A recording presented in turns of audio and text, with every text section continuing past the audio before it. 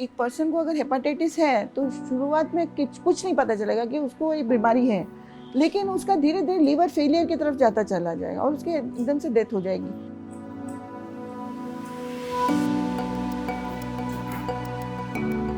I am doctor Nandita Gupta, ADPHO DC, posted at CDM office Kota. मैं administrative post पर हूँ। हम लोगों को नए नए डिजीज़ के ऊपर हम लोगों को काम करना पड़ता है। जैसे कि मैंने हेपेटाइटिस का प्रोग्राम लिया हुआ है, जिसमें कि हम लोगों के हाई रिस्क ग्रुप जैसे कि ट्रांसजेंडर्स हुए, कि ट्रकर्स हुए, कि प्रिजनर्स हुए, उनको हम लोगों को यूजुअली स्क्रीन करना पड़ता है। फिर उसके साथ वल्नरेबल ग्रुप्स हैं, जैसे कि हम लोग की प्रेग्नेंट केसेस हैं।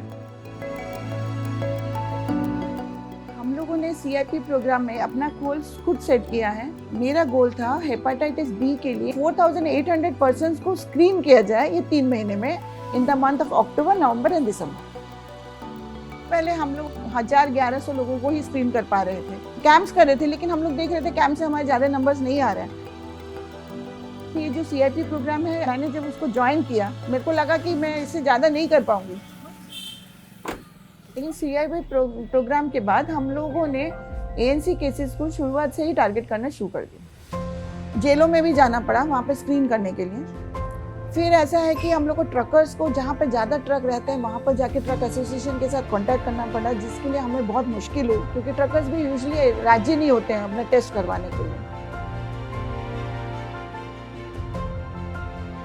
तो ICTC सेंटर में खाली HIV के टेस्ट हो रहे थे, लेकिन हम लोगों को वहाँ पर लोगों को किट्स देनी पड़ी, LTs को, उनको सिखाना पड़ा कि ये किट्स कैसे यूज़ करते हैं।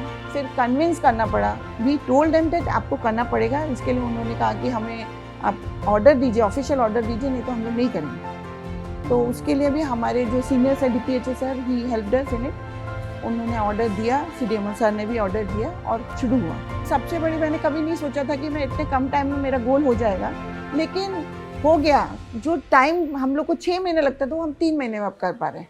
In the way she had been working before, she would give out orders but not really look at what numbers were done, how much against the goal is done, in how much time. So her shift from action to result happened during this CIP project. So one of her biggest obstacles was that she would never really have any data. Like she would get the data sometimes 15 days later or 30 days later. In a CIP project, we don't have that much time. We are trying to do something extraordinary in a short period. एक महीने के हिसाब से अगर 1200 भी करते हैं तो 3 महीने में हम लोगों का 3600 ही होंगे। CIP प्रोग्राम में मेरे को बोला गया कि नहीं, आप ज़्यादा कर सकते हैं, तो जिसकी वजह से मैंने उस गोल को 4800 लिया, लेकिन जो इम्पॉसिबल गोल था मेरा 5000 था, लेकिन in the end of the day हम लोगों ने 5400 से ऊपर किया।